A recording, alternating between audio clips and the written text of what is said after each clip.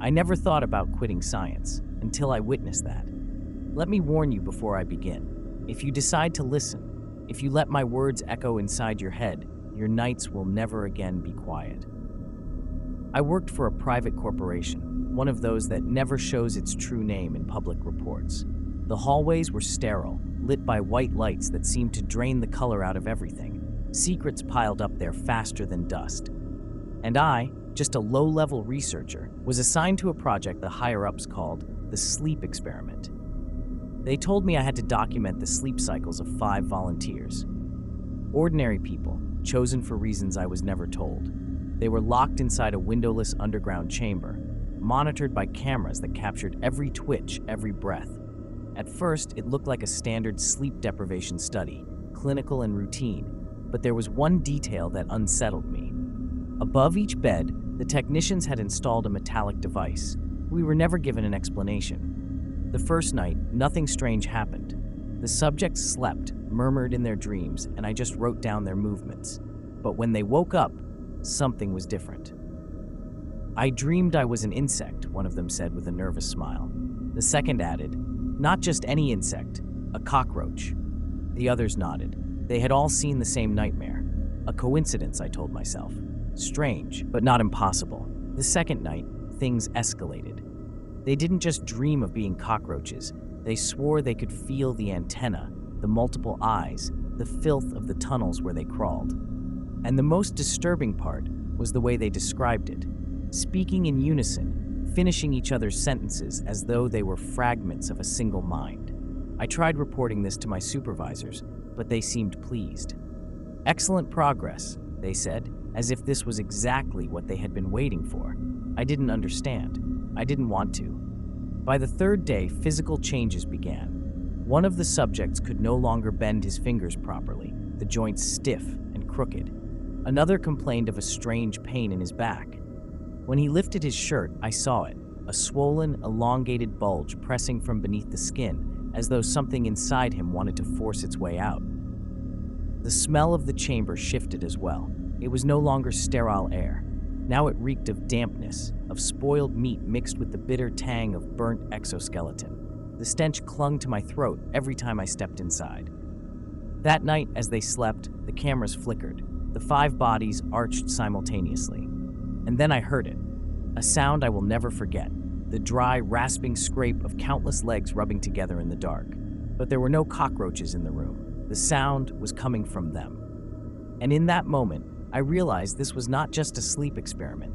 It was the beginning of a transformation. From that night on, I couldn't sleep in peace. Every time I closed my eyes, I heard that scratching again. The phantom legs, like they were inside my skull. But the worst was still waiting. By the 4th day, the subjects no longer spoke as individuals. The moment they woke, their glassy eyes locked on me, and they answered my questions in perfect unison, their voices falling into rhythm like a single hive. They weren't people anymore. They were a colony, and I was the outsider. One of them started losing his hair in clumps, leaving patches of raw, damp scalp exposed. Another's arm was covered with hardened plates, fragments of chitin pushing their way through the skin. I filed detailed reports to my superiors, but they only smiled coldly. The process is advancing well. Observe. Do not interfere. But there was something else, something I couldn't rationalize. The cameras began to pick up extra shapes, fleeting movements between the beds, like more bodies were present than the 5 I knew were there. Frame by frame, I saw shadowy figures crawling across the walls, long-limbed and skeletal.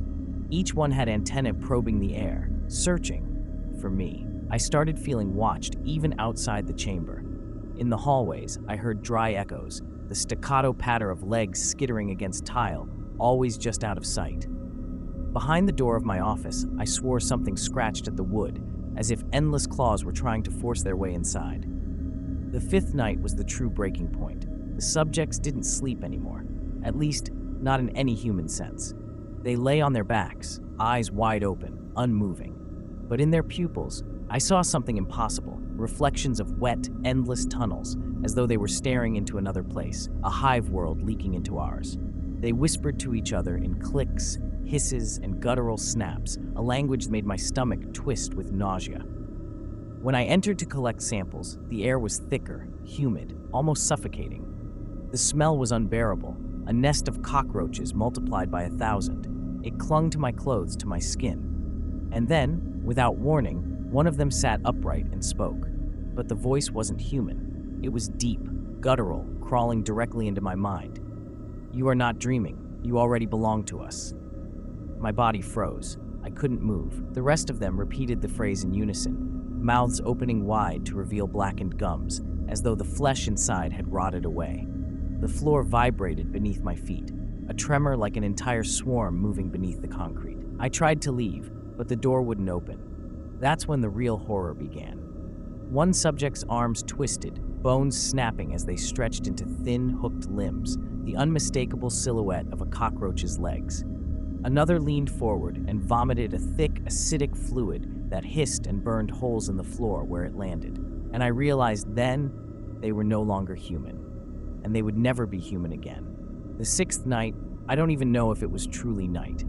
In that underground chamber without windows or clocks, time had ceased to exist. All I knew was that something was about to break loose. The subjects no longer moved like humans. They clustered together in a corner, hunched, their skin covered in hardened plates that gleamed under the harsh fluorescent lights. They breathed in perfect unison, as if one single lung was inflating 5 bodies at once. The air was so thick that every breath tasted of mold and rust. When I approached, one of them turned his head toward me, too fast, at an angle that no human neck could bend. His jaw opened wide, wider than bone should allow, and from the dark cavern of his throat came a voice that wasn't his. "We are awake," it said, though the others mouthed the words at the exact same time. The ground trembled beneath my feet. At first I thought it was my imagination, but then I heard it, the rustling, endless sound of millions of legs moving just beneath the concrete. Something vast was alive under the floor, pressing upward, waiting to surface. The lights flickered again.